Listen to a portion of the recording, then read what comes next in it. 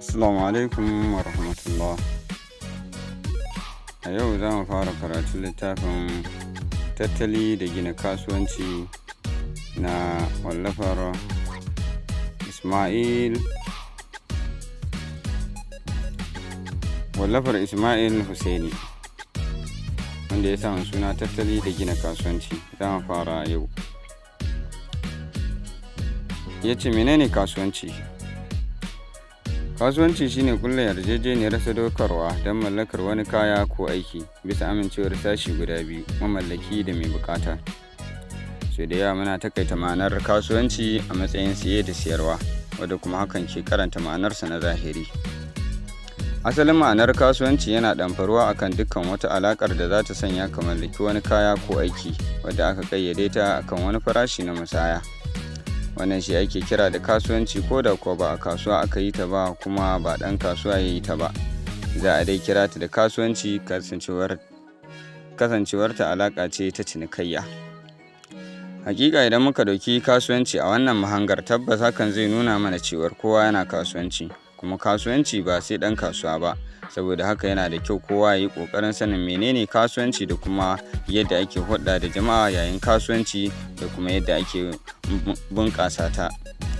Kasancewar bahaguwar fassarar ma'ana da ake yi wa kasuwanci ya sanya wasu ke kallon cewa masu sai da kaya su ne kawai masu kasuwanci banda mai siya. A zahirin gaskiya, da mai siya da mai siyarwa dukkansu sunansu masu cinikayya, kuma dama ciniki shine kasuwanci. Sai dai mafi rinjayen ma'ana an fi alakanta mai sayarwa da ɗan kasuwa, wacce dama ita kalmar ɗan kasuwa tana ɗamfaruwa akan aikin kasuwar, kamar yadda kalmar ɗan makaranta take ta'allaka akan wanda yake zuwa neman ilimin karatu. Ma'ana ita ɗin dai kalma ce ta siffar mai aiki, wacce masu ilimin sassan jawabi ke kiranta da sifatau.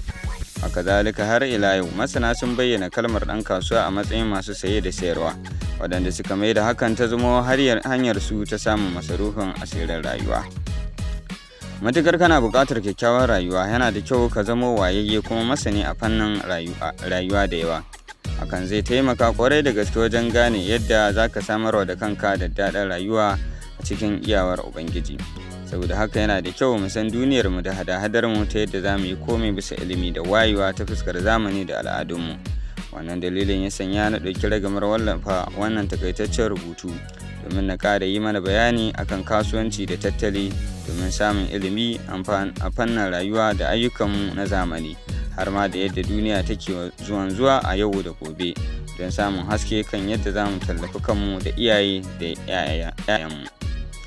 Menene kasuwancin zamani?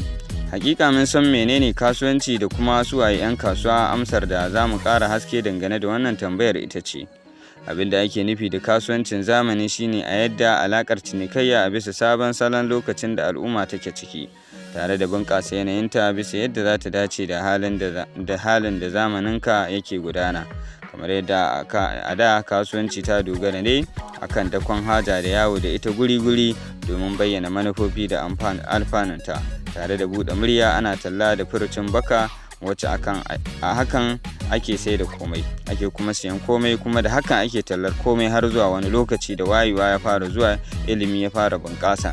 Sai dai tabbas wannan hanyar kasuwanci ne mai rikitarwa. Matsalar kuwa anan ita ce, idan mutum bai iya yarenka ba, to ba zai fahimci bayanin ka ba, balle ya sayi kayan naka, wanda kuma har yanzu wasu suna yin irin wannan kasuwancin, kuma da shi wasu ke samun kayan alfanun rayuwarsu, har su biya buƙatar kansu da na iyalansu, wanda kuwa suke irin waɗannan kasuwancin a yanzu tabbas za mu iya cewa suna yin jabin kasuwancin da bai dace da zamani ba.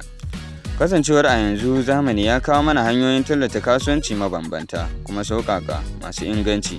Idan muka duba baya kaɗan, za mu hango cewar a da baya can, kasuwancin zamani shine neman kwastomomi ta hanyar tallar kayayyaki ko ayyuka da ƙwarewa a takardu da kuma sautukan muryoyi, wato rediyo da mujallan jaridu, wanda su ma har a yanzu ana amfani da su, amma kuma ana kiransu ne su ma a yanzu da tsohon yayin kasuwanci.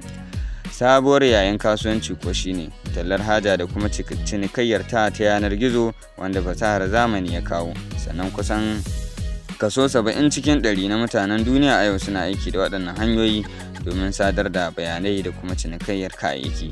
Hakika wannan sabon hanyar cinikayya ita ake kira da kasuwancin zamani a yau. To saboda kada a cika tsawaitawa, zan tsaya a nan, sai a karatu na gaba za mu tashi daga ta yaya zan zama ɗan kasuwan zamani. Mai karanta shine Ibrahim Musa Goza. Domin samun ci gaban wannan littafi da ma wasu littattafan daban kamar irin kasuwancin yanar gizo, rayuwar matasan jami'a yau, da dai sauran littattafai da yawa, za ku iya tuntuɓar mu ta lambar mu ta WhatsApp wato 09029097001. Assalamu alaikum.